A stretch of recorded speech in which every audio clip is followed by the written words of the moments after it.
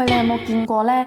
有啲人咧喺上庭前面喺走廊度拎住一大沓文件，面青青，隔離個朋友又拍住佢膊頭咁話：放心啦，等陣我上去幫你講啦，OK 冇問題嘅。有冇見過啊？係啊，咁樣見到都會心寒㗎。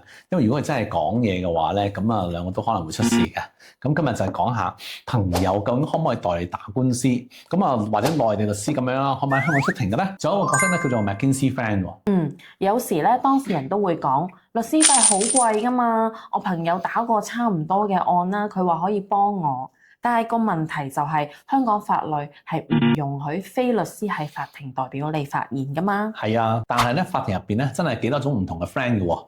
咁啊唔同功能，咁啊都唔好混淆啊。嗱，舉個例子，第一種個叫 next friend。咁咧呢個咧係小朋友或者你冇能力處理自己訴訟嘅人，咁由屋企人代表佢申索嘅。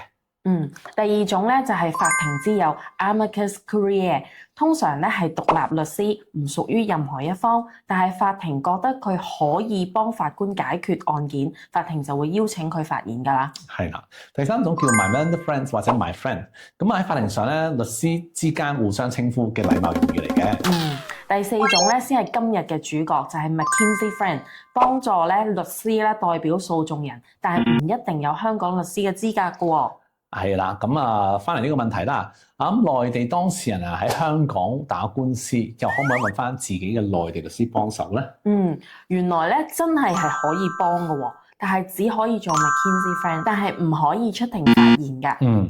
即係話咧，佢可以坐喺你隔離，幫你做筆記啦、整理文件啦、靜雞雞咁樣俾意見，但係唔可以代你講嘢。其實呢個角色係點嚟嘅咧？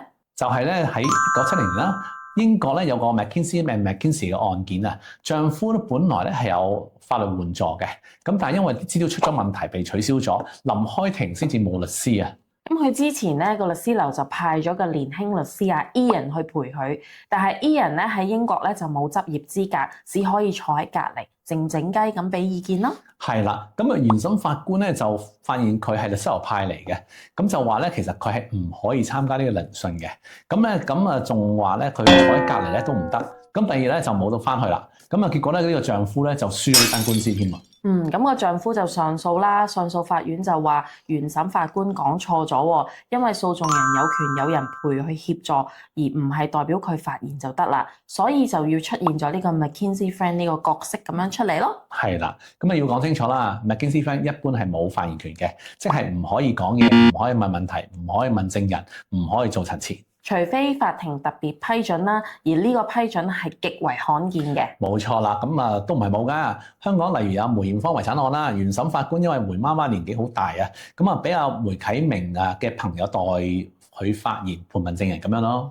但係上訴法院之後就話原審唔應該咁做，重申非律師一般係唔可以喺庭上面發言㗎。係啊，所以咧朋友啊真係可以陪你嘅，但係唔可以代表你打官司。真正要出庭發言有代表權嘅話咧，係香港合資格嘅律師或者大律師咧。事實上咧，香港涉及 McKinsey Friend 嘅案件咧就唔算好多嘅，咁多年嚟咧中英文判詞加埋咧都唔夠100件㗎。